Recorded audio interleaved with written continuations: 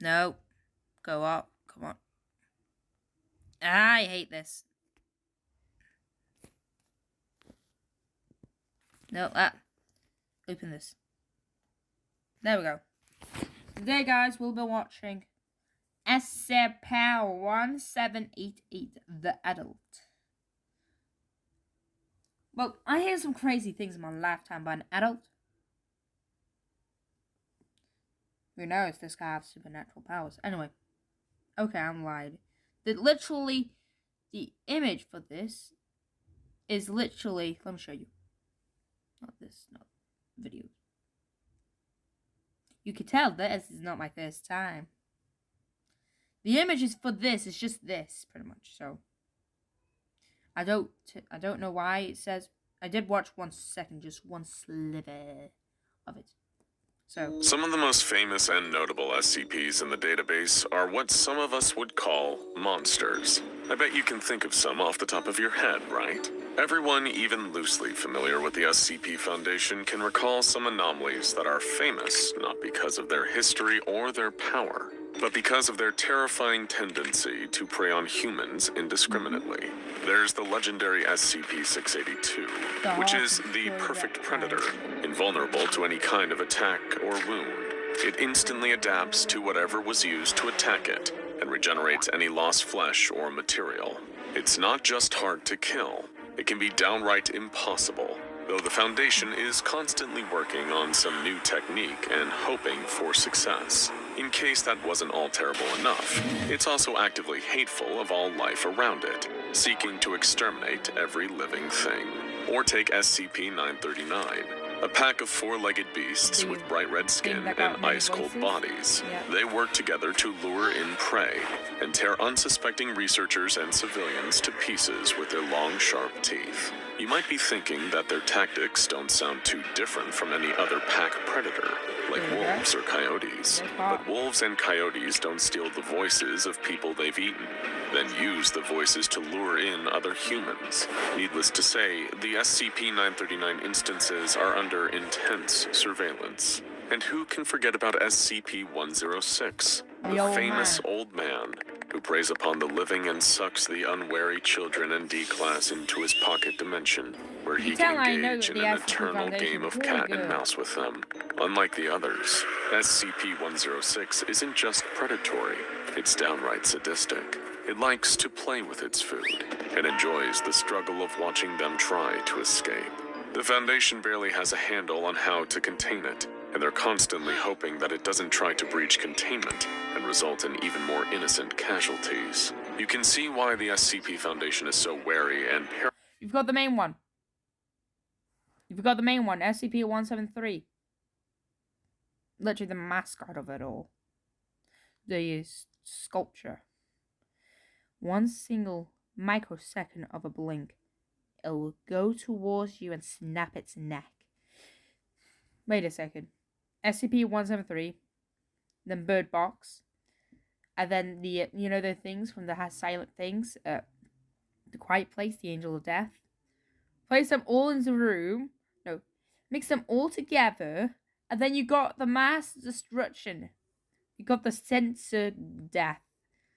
If you try to use any of these sensories, bang, you're gone. Wahoo! Annoyed about SCPs that are predators preying on humans. But not all predators are monsters that you can instantly recognize as inhuman beasts. Sometimes they're much more insidious in how they feed upon their prey. One such example, SCP-1788. SCP-1788 isn't a monster or predator, though. At least not directly. Instead, SCP-1788 is a specific kind of process, treatment, or ritual. The Foundation's researchers aren't totally confident on what it is yet, but they know that whatever it is, it causes a frightening, horrifying transformation on whoever the unwilling victim of it is. Specifically, children subjected to the SCP-1788 process change in some way. They become something else. Something not quite human, though it's almost impossible to tell at first. We call these creatures SCP-1788-1 instances. The Foundation currently has no idea who or what created SCP-1788 and why, but they're performing active and constant research, including investigating all the groups of interest who would create something like this. Finding the origin is important to the Foundation, but you can't... Just in case nobody knows what the group of interest is, it's like, say, these things that try to help, like, say, the Serpent Hand is trying to free all anomalies and let everybody know what anomalies really are. The Coalition Company, whatever that's called again, I forgot, wants to destroy all anomalies. The Chaos Sergeant wants to learn how to use the anomalies. Is that it? The Mechon Guards, what's it called again? I like what you think of the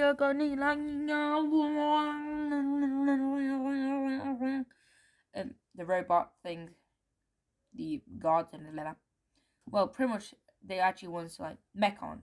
That's all I can remember. Like that guard wants to like say rebuild itself so it can protect humans again. Seems bad. Seems good, but actually quite bad actually in the Foundation's case. What else? So those are the main ones. My favorite one, to be honest, is Are We Cool Yet? Because they create anomalous art. Okay? So yeah. Understand why until you see what SCP-1788-1 instances are capable of. Two main things change when a child becomes an SCP-1788-1 instance: their behavior and their anatomy. In fact, they're connected. Their changed anatomy allows them to modify their behavior, and their new predator behavior requires new anatomical changes. You'll see what we mean in a second. First, we're going to cover what SCP-1788 does to the bodies of the children. Part of the reason SCP-1788 is so insidious is because the changes it causes to the body are impossible to detect until the child stops being a child and becomes an adult. And even then, it's still extremely difficult to distinguish them apart from SCP-1788-1 instances while they're still alive. The ones that the Foundation was able to dissect were all conducted post-mortem, after they had already died one way or another, and none of the changes can be seen from a... Do I really want to say it? One way or another, you will die. You will die. Bye bye bye. Goodbye. Bye bye bye bye bye bye bye bye bye bye bye. Bye bye bye bye. Bye da na na. You will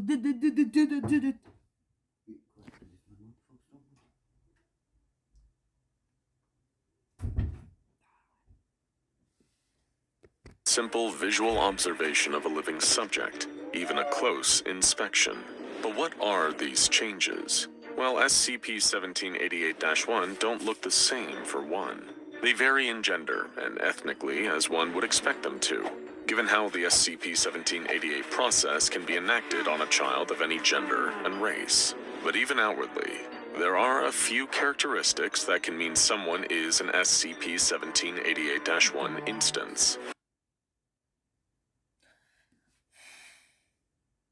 Looks like a bullet. Wait. Oh, never mind. Dog. Dog. Dog!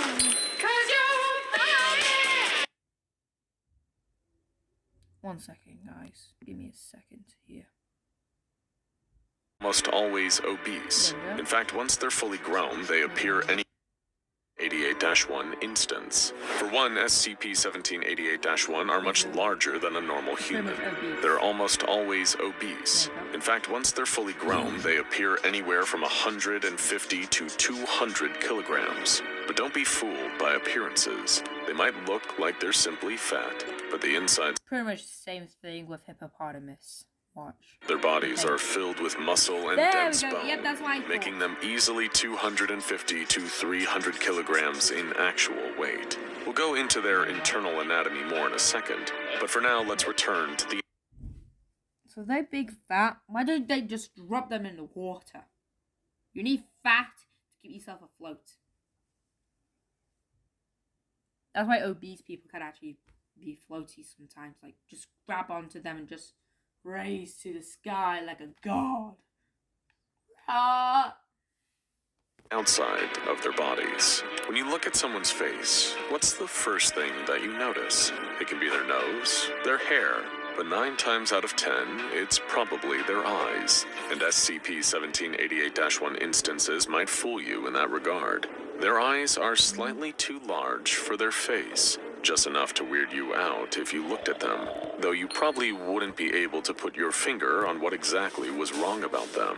When instances get hot and perspire, their sweat is chemically unbalanced. It has high levels of potassium and copper, enough to show up on tests, but still firmly in the normal range for adult humans. As you can see, the changes to SCP-1788-1 instances from the outside are pretty hard to tell, but on the inside, it's a totally different story. Their internal anatomy has been extensively changed. During the first dissections, the Foundation researchers didn't even realize these creatures were originally human at first. The instances' long bones, such as the ones in their arms and legs and cranium, are super dense and thick, more so than any normal human. And they're not just made of bone either. They're interwoven with thick strands of heavy metals, making them super strong and powerful. Their muscles, on the other hand, have been reinforced in a totally different way. The researchers are still studying tissue samples, but it seems that the muscle fibers have been modified into shapes resembling carbon nanotubes, molecular structures that are super light while still being stronger than steel. Evidence derived from numerous physical tests run on the instances have shown that because of these structural modifications, SCP-1788-1 instances are much stronger, faster, and have the ability to withstand punishment far beyond the threshold of any normal humans. SCP-1788-1 instances also possesses redundant organ systems for several of the human body's vital processes. Backup organs, basically. When one of the normal human's primary organs stop working, they usually die. But SCP-1788-1 instances can just switch to using the backup organ and keep going.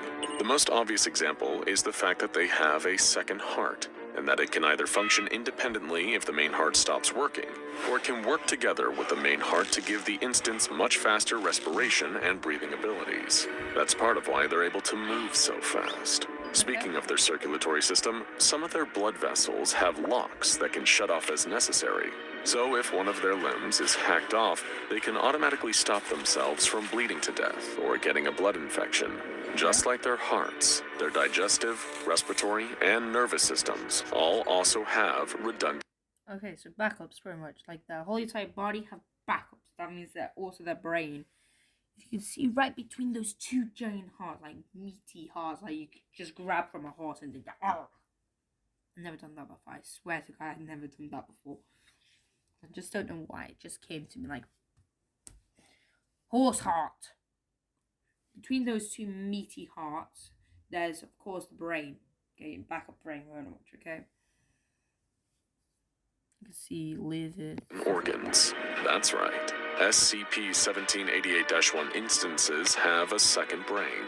Rather than in the head, the second brain is located in the chest inside its own ribcage. The researchers are baffled by this part of the SCP-1788-1 instance's anatomy. They haven't been able to figure out what this brain does normally when the first brain is still working. But they have seen that if the first brain is destroyed, this second brain can take over to some limited capacity. They saw it firsthand when a team of SCP Foundation agents lured an SCP-1788-1 instance into a kill zone, and an MTF sniper blew open its head. But despite its brain and most of its sensory function being utterly destroyed, the monster kept going, and was able to subdue other agents before being brought down.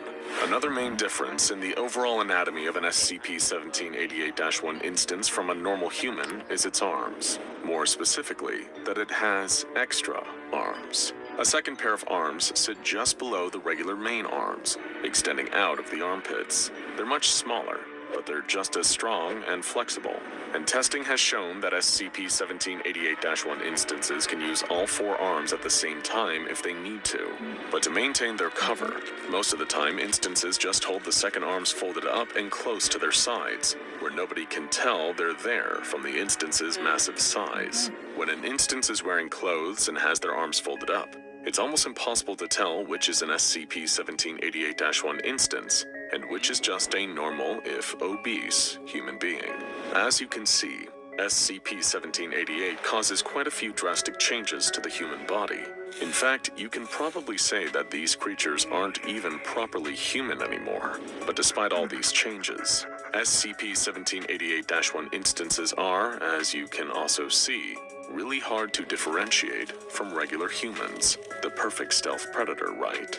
But what exactly do instances do with all these additional abilities and modifications? Well, like we said, the second part of SCP-1788 changes the behavior of the people it infects. Namely, they become predatory.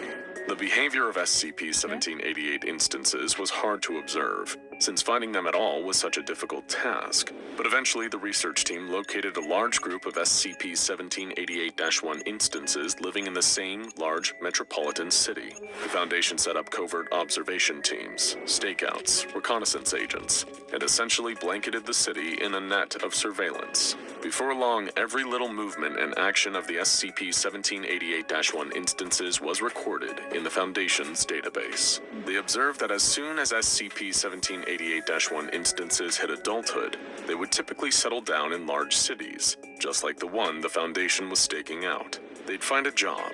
Most likely it would be in white-collar work and middle management. But one thing that became evident was that none of them would ever work as teachers, nurses, or any other job where they would come into regular contact with kids. At first, no one realized this pattern, but then the stakeout teams noticed what the SCP-1788-1 instances were doing in their off time. The instances would follow and stalk children in the area they lived, on the playground, and to school. They'd be careful never to let themselves get caught, just observe distantly until they had a solid grasp on every child's daily schedule and home. Then, they'd strike. Bloody ads. What's my thingamajig? You. Yep, I need you. I need you. I need you. Skip. Ah! Yeah. What the? Wait. Ah. Ah. Ow. Puff, peel, coat, chomp. Life's complicated. Lunch doesn't have to be. My arm. Philadelphia, deliciously simple. Once every 6 months, the Foundation surveillance team observed a horrifying phenomenon.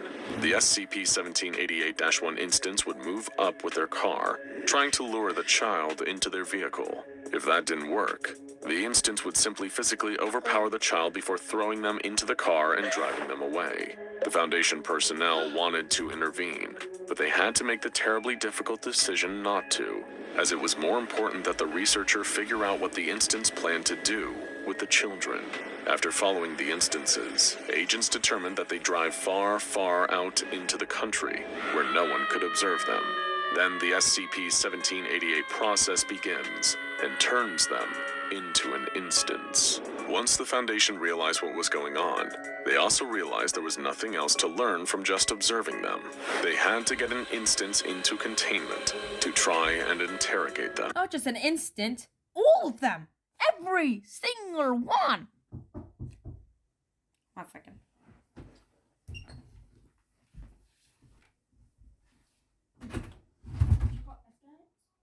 Mom's got it.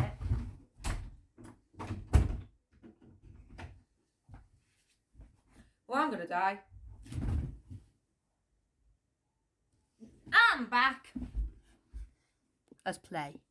A lot of good agents lost their lives in the multiple attempts that were made to tranquilize, sedate, capture, or otherwise lure SCP-1788-1 instances into containment. But eventually a few were shot up with enough tranquilizer to bring down an elephant and dragged back to the site. But all attempts to force the SCP-1788-1 in the containment cells to surrender any knowledge failed. They seemed invulnerable to pain, torture, coercion, interrogation. All methods failed to glean any important knowledge about their motives from them. But all the instances the Foundation captured, while the personnel who contained and researched them could only describe them as deeply evil. They were cruel and narcissistic. They would only speak to communicate their superiority over their captors, and mock personnel for trying to stop them. During experiments with animals, they showed a complete lack of empathy towards them as well, often killing and mutilating just because they could. They weren't stupid, though.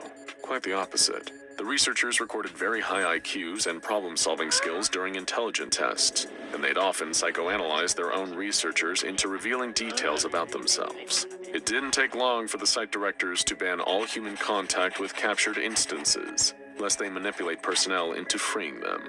Meanwhile, in the city, surveillance teams were still monitoring instances that couldn't be captured by the Foundation's strike teams. They watched them at their jobs, in their cars, and at their homes. They noticed that despite there being about half a dozen SCP-1788-1 instances in that one city, they seemed to intentionally avoid each other at all costs. They took jobs at different companies, lived in different parts of town, shopped at different stores. Hell, they even seemed to avoid preying upon the same group of children. It didn't make sense. These were predators. They'd be able to hunt much more efficiently if they worked together. The Foundation got its answer a few months into the surveillance program. By sheer coincidence, 3 SCP-1788-1 instances showed up at the same sporting event. They seemed to instantly realize what was going on, and all left the stands at the same time. The undercover agents on duty followed and tracked them to the bathrooms. There, they discovered a grisly sight. The SCP-1788-1 instances were in the deserted bathroom, violently beating each other against the walls with all 4 of their fists.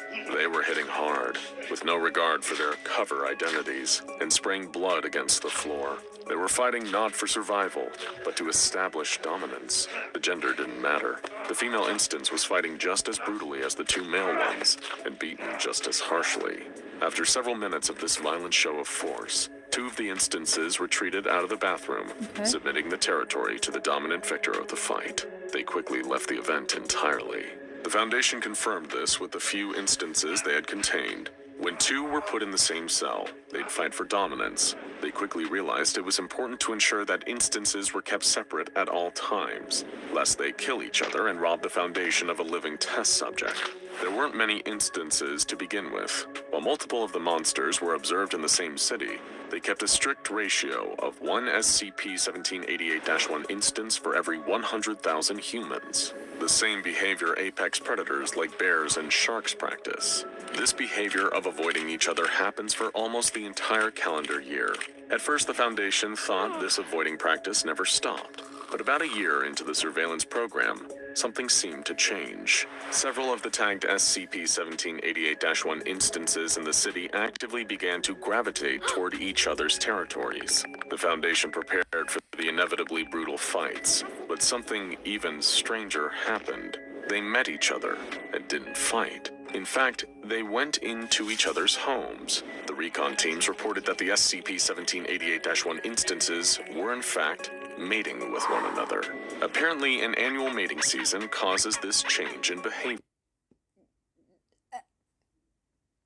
The SCP-1788-1 mated and then left each other as quickly as they'd met, with no emotion or care. The pregnancy lasted about as long as a normal human pregnancy, and the ensuing child was just a regular human child. But because of their close exposure to the SCP-1788-1 that fathered them, they were subjected to the SCP-1788 process within a year or 2 of their birth. A tragic, brutal fate. And the Foundation authorized agents to capture or terminate these children if it ever became easily possible, to both save them from their fate and to save the Foundation the trouble of tracking them in the future. Needless to say, SCP-1788-1 instances are horrifying apex predators. The Foundation's research and observation teams have gleaned quite a bit about their anatomy and behavior, respectively, but many of the personnel still hold the burning question. Why? Why do SCP-1788-1 instances hunt? What's the motivation? Well, their uncooperativeness with interviews makes finding out any details into their thought process virtually impossible. However, there was one occurrence where one of the captured instances accidentally let something slip. One of the site directors was attempting to interrogate an instance using an electroshock collar. At first, the instance brushed off his questions, saying the name on his ID was his child name. When When the director asked if the photographs and documents of local children found in its car meant that the instance was a child predator, it became violent, spitting and accusing the director of being the creep.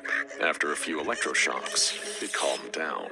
It called the humans and researchers failures and children, and established that it was pure. It was the only real human, evolved to perfection, and that all the other people in the world were weak and unfinished. It claimed that it was preying upon the children for no other reason but to ensure they evolved into proper humans. And when asked by the director what it wanted from regular people, it gave a simple, sneering response. Grow up or die. Now go check out SCP-5094 Miss J's WizKid. Damn. Grow up or die. Jesus Christ, that was a really good song. That was really good. Give it to them. SCP explained. Subscribe to them. They're pretty good. My God, that was pretty good. Yeah, subscribe to them. They're pretty good. That's really good. There's countless more. Tomorrow, probably today again. 2 videos per day, probably. 2 reaction videos per day. 1 a gameplay video. One day. I don't know. I'm just doing random shit. Anyway, I hope you guys enjoyed this. And, well, bye.